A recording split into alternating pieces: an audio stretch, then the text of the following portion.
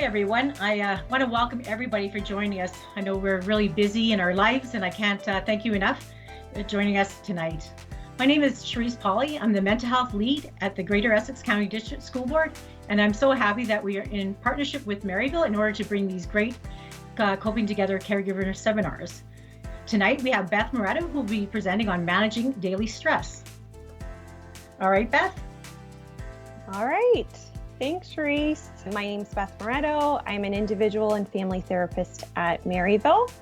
And the topic for tonight's seminar is managing daily stress. So this is the first in 6 of the series. So we're on managing daily stress. This is just an overview. And at the end of the presentation, I'll have some more information about where you can go to find information about this and the other in our series. So tonight we're going to go over a number of things. So we're going to talk about what is stress, what are those common signs of stress, physical signs, some cognitive signs, and emotional signs of stress. Then we're going to look at some tips for managing. So what are those things that we can incorporate into our day-to-day routines to help us buffer the impacts of stress? And then look to some coping skills when our stress level gets too high. So when we think about what stress is, I have a short video to show you guys, courtesy of the BBC, just in terms of what our physiological response to stress is.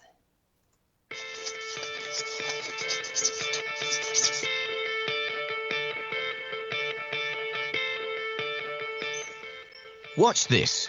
One little piece of paper can have a remarkable effect.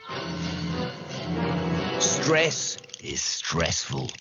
But if you understand a bit about what it is, you'll be better able to deal with it. First, though, take a few deep breaths.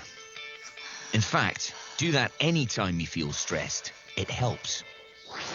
Stress is a survival mechanism. When danger appears, it can get you out of trouble quickly. Your body crashes up the gears and throws all its resources into getting you moving. Your heart pumps furiously to increase blood pressure, glucose is sent to the muscles as a fuel injection, and you become totally focused on what psychologists call fight or flight. Thing is, this emergency state is only meant to last just long enough to get you out of danger. But here in the 21st century, we stress about different things, and for much, much longer. Your brain and body stay on red alert, and you'll be less able to think clearly, learn, or remember things. Take a few more deep breaths, because as you now know, stress is a physical reaction, and deep breathing helps to counteract its effects. So, what else can you do? Okay, top tips to reduce stress. First, get plenty of exercise. Let out all that locked up energy. Now, back to the problem. Get in control. Scope out the situation and how you're going to tackle it. Don't stress alone. Talk to someone. Socialize. And have a laugh. You can't laugh and quake with fear at the same time. Get down with nature on a big or small scale. And if your mind won't stop worrying, give it something else to do instead.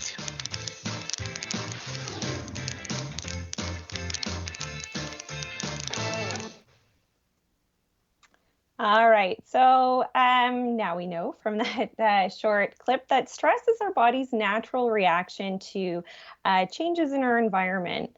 And so those changes are experienced physically. So you saw with the cartoon there with the increased heart rate and whatnot.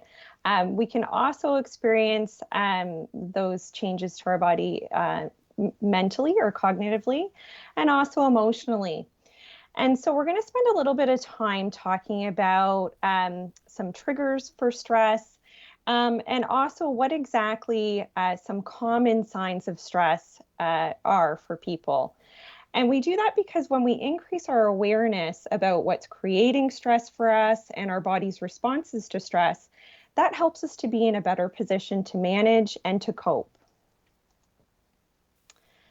So when we look at the causes of stress, life changes, even positive ones, can be a source of stress. So, those major changes like divorce, death, a new job, or the birth of a child can all bring about some level of stress. On top of that, there's also those day-to-day stresses. So things like running late, being stuck in traffic, working long hours, having to give a speech in front of lots of people can all create stress. When we look at that, we think about this last year, and certainly there's been a lot of changes that we've had to adapt to. So changes to how we work, changes to how we socialize, changes to school and other activities.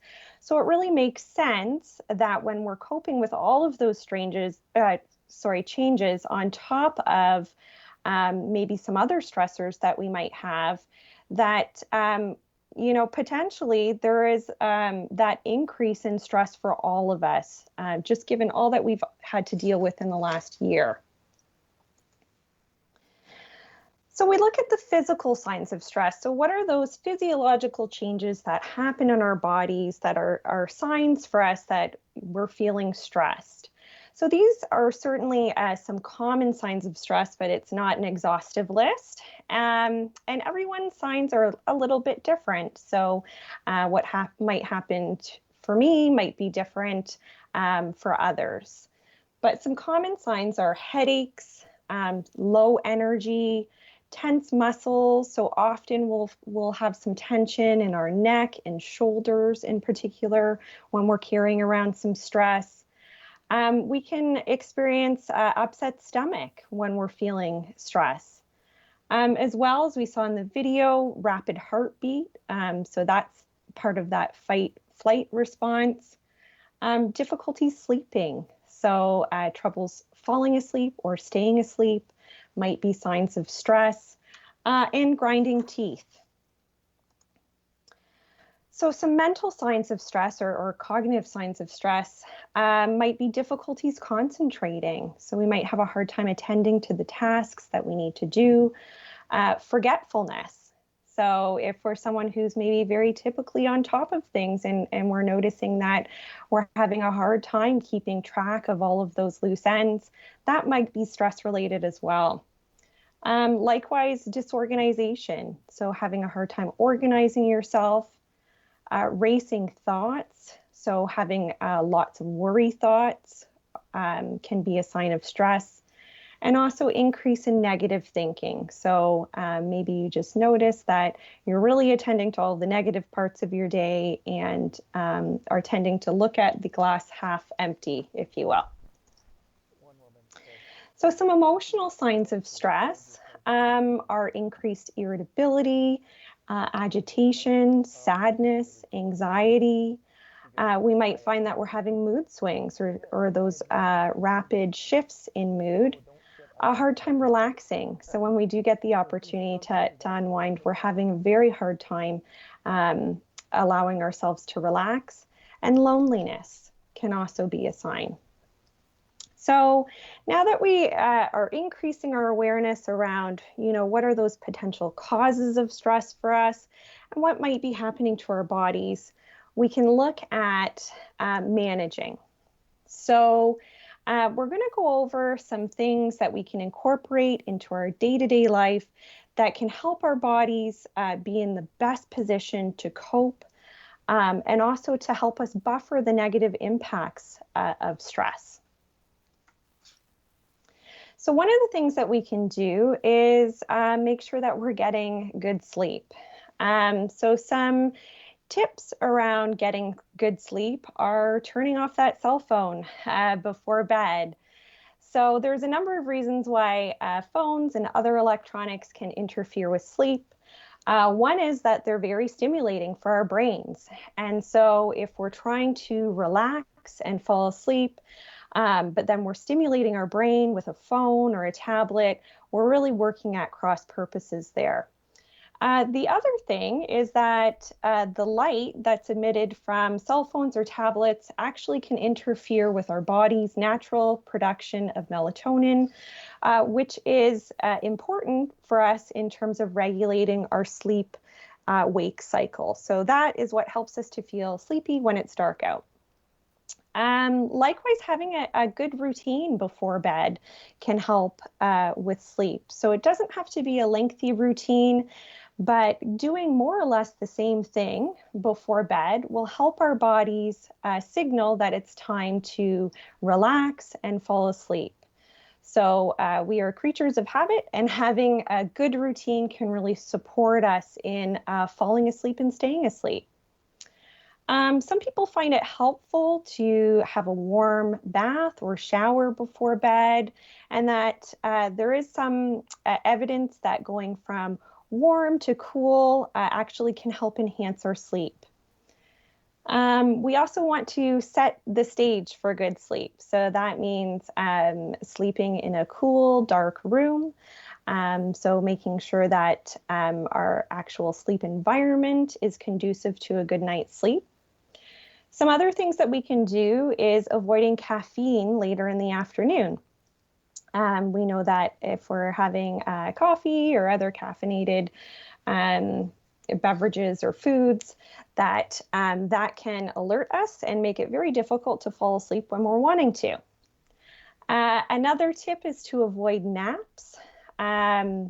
This is because it's very difficult for our bodies to feel tired when it's time to sleep if we're having long naps in the afternoon. And then lastly, avoiding heavy foods right before bed. And that's because our bodies would have to work very hard to digest, and that is going to interrupt our sleep. So another thing that we can do to incorporate some stress management into our day-to-day is exercise. So we know that exercise can help to actually reduce the body's stress hormones. And it also releases those feel-good endorphins. So it really works on a physiological level on two fronts to help boost our mood. It can also be really helpful to give our mind a single focus. So if we find that, we're experiencing those racing thoughts or having lots of worry thoughts, giving our mind one thing to focus on can really help in terms of managing stress. The other benefit of exercise is it can help with sleep. So if we're moving our bodies during the day, that's going to help us to feel tired at night and help us to get a good night's sleep.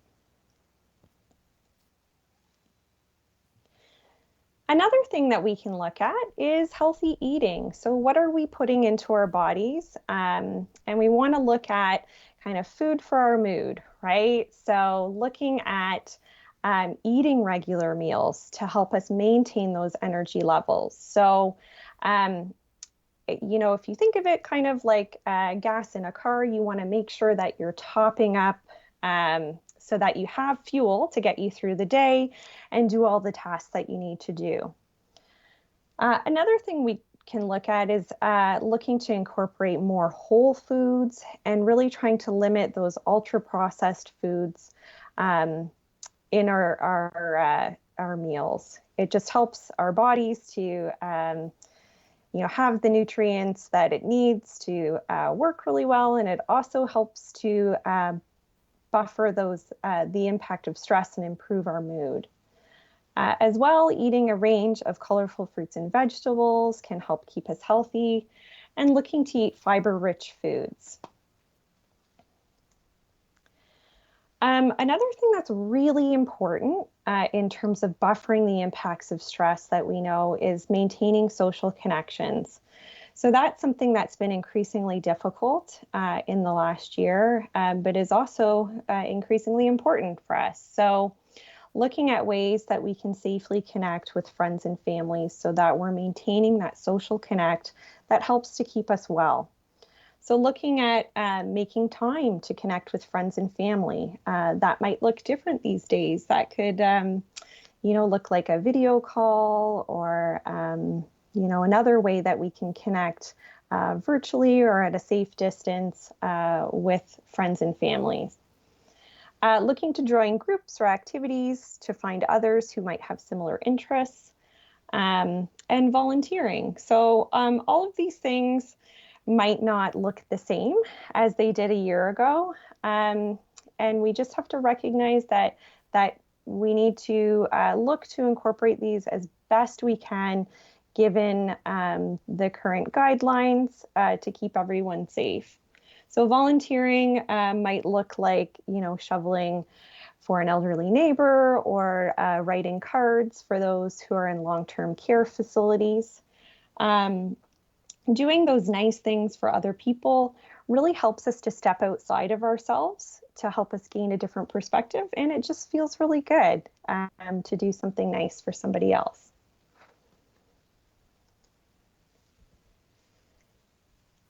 So another thing we can do to help us to manage our stress level is to focus on the positive. So certainly there's, lots of things that we can look at to keep us in a negative headspace these days, but it's really important to look at finding those positives where we can. So one way that we can do that is by keeping a gratitude journal. And so one of the things that I like to do with some of the kids that I work with is something that I like to call a 3 good things journal. And in it, they just write down 3 good things about their day. And really, it can be something small, it could be something big. The benefit for that is that it really forces you to focus on the good things that happened to you that day. The other thing is that you can go back and read that on days where you're feeling maybe more stressed or sad. You can look back and reflect on all of the things that you have to be grateful for and all the things that are going well. Likewise, noticing those pleasant parts of your days. So we know that what we attend to and what we nurture really grows. So if we can look at those pleasant parts and pull those out and really focus on them, we're going to nurture that positive, and that will grow. The other thing is to be kind to ourselves, recognizing that these are certainly very challenging and different times for us. So trying to do away with those shoulds and must statements, because that's really going to lead to some feelings of guilt. Also trying not to compare ourselves to others, right? So we don't want to do that kind of compare and despair thing, and just really show ourselves some compassion and recognize that we're all just doing the best that we can at any given time. Then we look at turning our negative thoughts to positive ones. And so one of the things I like to do when we're having a negative thought is ask yourself, 1, is it true? And 2, is it helpful? And so if the answer is no to either of those, we want to look to challenge that and replace it with a thought that is more helpful or realistic that's going to help us cope. So for example, if I was to think this is never going to end, is that true? Well, no, at some point things will change. Nothing's permanent, change is inevitable. And is it helpful? Well, no. So a replacement thought could be something like, this is hard right now and it feels endless, but things will change as they always do. And I can focus on making today better. So it's just a subtle shift in our thinking, but it's one that can have a really powerful effect on our overall mood. And then the last point, looking at the bigger picture. So trying to pull back and kind of getting that Google Earth view of the situation. So if we zoom out and, ask ourselves, okay, will I be stressed about this in a week from now or a year from now? And so asking ourselves those questions can help us to gain a little bit of perspective on the things that we might be stressed about in the moment. Another thing that can be a helpful exercise for us is really shifting our focus away from the things that are outside of our control to the things that we do have some control and influence over. And so when we get really stuck on those worries or thoughts about things that are outside of our control, that can really lead to feelings of anxiety, to helplessness, to sadness, frustration, and we really don't have a lot of influence over those things. And so if we then kind of shift our focus to what in the situation can we control, what do we have influence over so that we can make an impact, that can be really powerful in terms of managing our stress and really concentrating our efforts where they're going to have the biggest impact. So for example, if we look at the pandemic, things that are outside of our control is, how long it will last, when the vaccines will be available, what others are doing, and whether they're, following public health guidelines. So those are all outside of our control, so we can let go of those. We can give ourselves permission to let go of those worries and rather focus on the things that we do have some control and influence over. So, I have control over whether or not I follow public health guidelines. I can control how I'm responding to others. I can look to find things that I like to do at home. I can look at my own attitude. That's something that I can control, and I can turn off the news or I can limit it.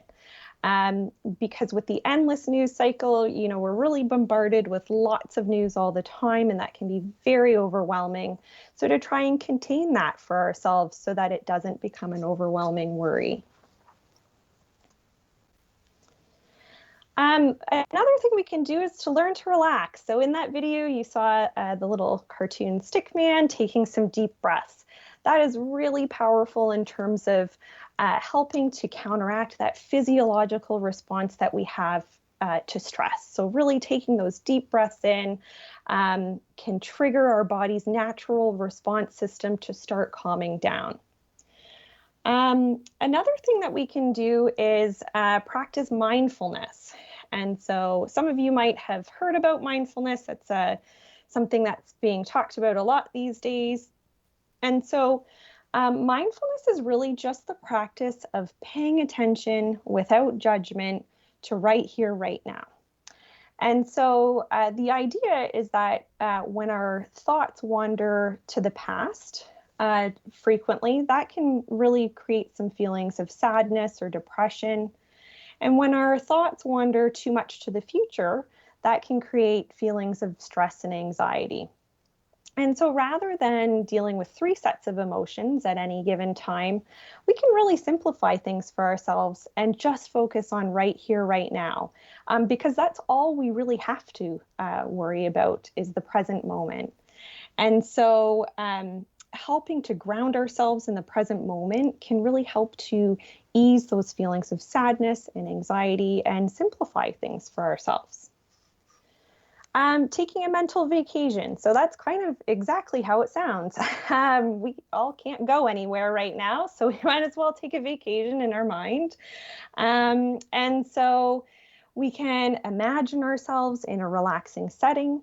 This can be somewhere we've actually been, or it can be an imagined place. And the more detail we can bring to mind, the more enriching this experience will be and the more relaxing. So thinking about our 5 senses, imagining what I can see in this, place that I've chosen to take my mental vacation. What are the smells? What are the things I can feel? What can I hear? Those kinds of things. And then the last point there is finding soothing activities using our 5 senses. And we'll get into this a little bit more later in the presentation, but looking to find things that just really bring about a sense of pleasure or relaxation using our 5 senses. So I'd like to take a minute right now just to practice a little bit of mindfulness. It's a very short mindfulness meditation. This I got from YouTube, but it is from the Headspace app. So there's lots of really great mindfulness apps that you can get for your phone or tablet. Many of them are free. So Headspace is one where it does have a number of free meditations. I think there's additional packages that you can purchase, but personally, I've only ever used the free content and it's been enough for me. So we'll just take a minute and practice a little mindfulness. So sitting comfortably, just taking a big deep breath in through the nose, out through the mouth. As you breathe in, noticing how the body expands. As you breathe out, just watching the body soften as you gently close the eyes. And rather than the mind leading the breath, allow the breath to lead the mind. Notice the sensation of the breath. Notice it where you feel it in the body. If you need to, you can just gently place your hand on the stomach. And just following that rising and falling sensation. Nothing else to do. Allowing thoughts to come and go. And when you're ready, just gently opening the eyes again.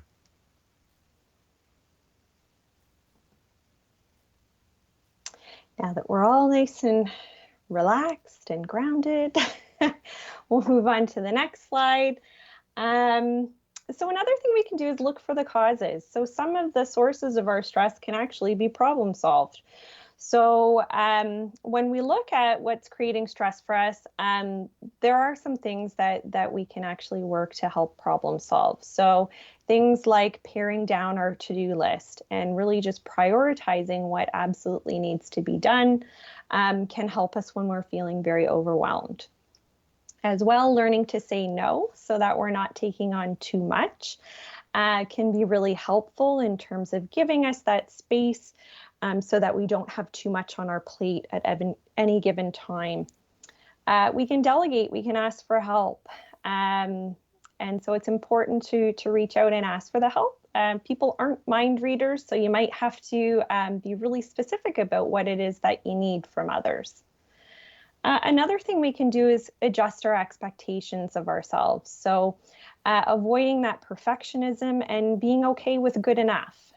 And then the last thing we can do is take those big tasks and break them down into smaller, more manageable steps when we're feeling overwhelmed. So we're going to dive into some coping skills. So these are some things that we can use that can help us to counteract some of that stress when it's feeling quite overwhelming and we need some support in coping and calming down. And so I always say the best time to practice is actually during those calmer times. And so sometimes you might think, oh, you know, I don't really feel stressed, so I don't feel like I need to practice these. But really, like any other skill, practice is really going to improve our ability to use these skills and also increase our confidence in using them.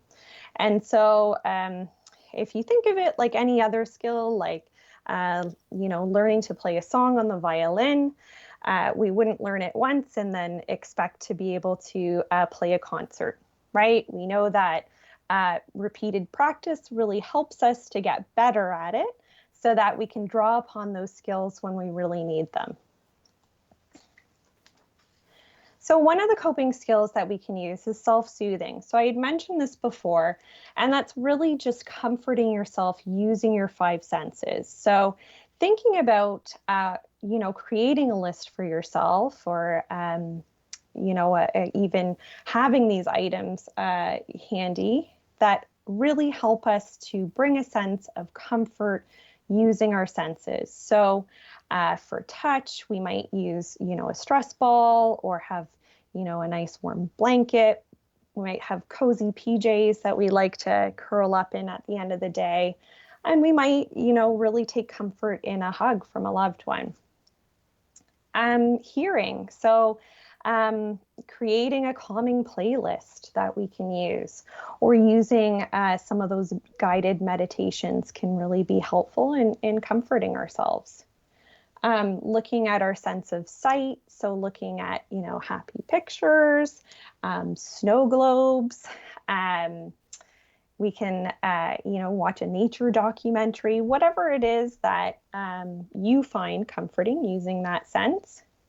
Taste, so things like tea or chocolate. Using the sense of taste, it's best to use something that almost automatically makes you eat it slowly. So things like tea or hot chocolate that are hot and you really have to slow down and savor the experience. Hard candies, things like that, that really almost force you to be mindful in terms of really taking in that experience. And then smell. So, do you like scented candles or lotions or, other kinds of things that bring about that sense of comfort? Another coping skill that we can do is a little bit of healthy distraction. So sometimes taking our mind off of the problem for a little bit is just what we need. So looking at, what are those things that we like to do? What can we immerse ourselves into? So do we like to read or, do crafts, sew, do a puzzle? Whatever it is that you find personally distracting, but also enjoyable. Another skill we can look at is that of opposite action. And so opposite action involves just that. It's doing the opposite of what our emotional urge might be. And so when we're kind of way off over to one end of the spectrum, doing something on the opposite end can help bring us back to a place in the center. And so, for example, if we're feeling really isolated or sad, sometimes the urge is to withdraw from other people. And so the opposite action would actually be to reach out and connect. And so that can help kind of bring us back to that kind of more center place. Likewise, if we're feeling really angry, our emotional urge might be to yell. And so the opposite action would be actually walking away or taking a break. And again, that can just help us bring us back to that kind of centered, more neutral state.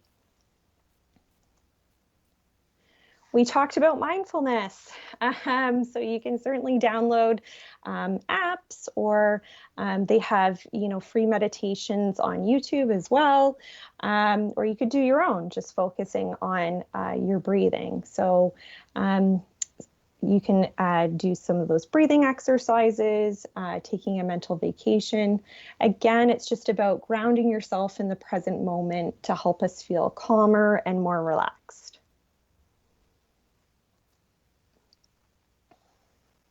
Another coping skill is just increasing our emotional awareness. So rather than allowing our emotions to build up kind of like a volcano, where eventually it overflows, it can be really helpful just to be more aware of how we're feeling and connect to these feelings. So things like writing in a journal, exploring kind of your artistic side, talking to somebody about your day, all of those things can really help with increasing our emotional awareness.